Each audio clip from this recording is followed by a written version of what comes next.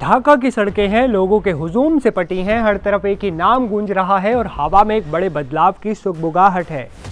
ठीक 17 साल बाद जब तारिक रहमान ने अपने वतन की मिट्टी पर कदम रखा और मंच संभाला तो बांग्लादेश की राजनीति में एक नई लकीर खींच दी गई। लेकिन यह महज एक स्वागत का भाषण नहीं था, ये एक ऐसी चेतावनी थी जिसने सरहदों के पार तक सियासी हलचल तेज कर दी है।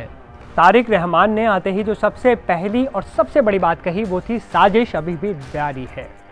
तारिक रहमान ने अपने समर्थकों को आगाह करते हुए कहा, शक्तिशाली शक्तियों के एजेंट्स अभी भी साजिशों में लिप्त हैं, हमें धैर्य रखना होगा और सावधानी बरतनी होगी। सवाल ये है कि ये शक्तिशाली शक्तियां कौन हैं और तारिक रहमान किस साजिश की तरफ इशारा कर रहे हैं। जाहिर है 17 साल तक लंदन में निर्वासित रहने के बाद जब वो लौटे हैं तो उनकी नजरें सीधे सत्ता पर है, लेकिन वो जानते हैं कि रास्ता कांटों से भरा हुआ है।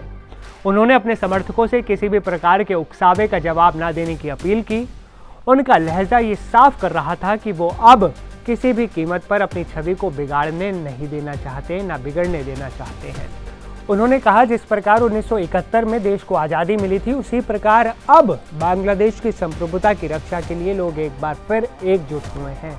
अक्सर नेता सपनों की बात करते हैं, लेकिन तारिक रहमान ने आज के भाषण में एक नया मुहावरा गढ़ दिया।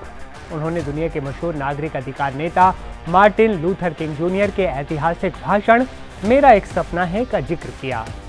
लेकिन तारिक ने इसके तुरंत बाद जो कहा, उसने सबकी धड़कनें बढ़ा दी। उन्होंने कहा, मेरी एक योजना है। ये प्लान क्या है?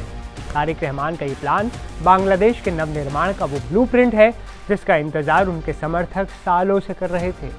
उन्होंने साफ किया कि उनके पास देश को चलाने की ठोस योजनाएं हैं और इसे लागू करने के लिए हर नागरिक का सहयोग बहुत ज़्यादा ज़रूरी है। तारिक ने जिस समावेशी बांग्लादेश की बात की वो भारत और अंतर्राष्ट्रीय समुदाय के लिए भी एक बड़ा संकेत है। उन्होंने कहा, ये देश पहाड़ों और मैदानों के लोगों का है, ये देश मुसलमानों, हिंदुओं, बौद्धों और ईसाइयों का है। ये शब्द उस समय आए हैं जब बांग्लादेश में अल्पसंख्यकों की सुरक्षा को लेकर दुनिया भर में चिंता जताई जा रही है। तारिक शायद ये जताना चाहते हैं कि उनके राज में हर महिला, पुरुष, बच्चा बेखौफ होकर घर से निकल सकेगा और सुरक्षित वापस घर लौट सकेगा। भाषण के दौरान तारिक रहमान थोड़े भावुक भी हुए। उन्होंने उस्मान हादी जैसे नेताओं की शहादत का जिक्र किया। उन्होंने कहा कि हादी का मकसद लोगों को उनके आर्थिक अधिकार वापस दिलाने का था। तारिक के मुताबिक अगर हमें 1971 और 2024 के शहीदों के खून का कर्ज चुकाना है तो हमें उस बांग्लादेश का निर्माण करना होगा जिसका सपना हर नागरिक ने देखा है। तारिक रहमान की नज़रें अब युवा पीढ़ी पर हैं।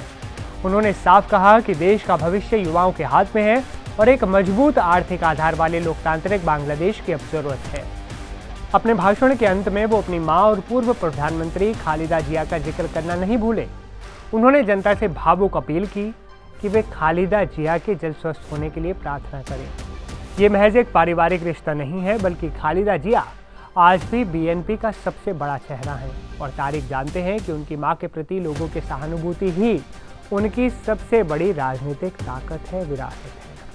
आज ढाका में जो जनसैलाब दिखा वो इस बात का सबूत है कि तारिक रहमान की वापसी ने बांग्लादेश में एक नए युग की शुरुआत कर दी है। क्या उनकी ये योजना बांग्लादेश को स्थिरता की तरफ ले जाएगी? एक बड़ा सवाल है। क्या वो उन अदृश्य साजिशों को नाकाम कर पाएंगे जिनका जिक्र उन्होंने बार बार किया? और सबसे बड़ी बात, फरवरी 2026 के चुनावों में ये प्लान कितना कामयाब होगा, ये भी देखने वाली बात होगी। आपकी इस पर क्या राय है? क्या तारिक रहमान बांग्लादेश की तकदीर बदल पाएंगे? कमेंट बॉक्स में अपनी राय जरूर बताइएगा। मिलते हैं अगले वीडियो में, तब तक के लिए अपना बहुत ध्यान रखें और अफवाहों से बचें।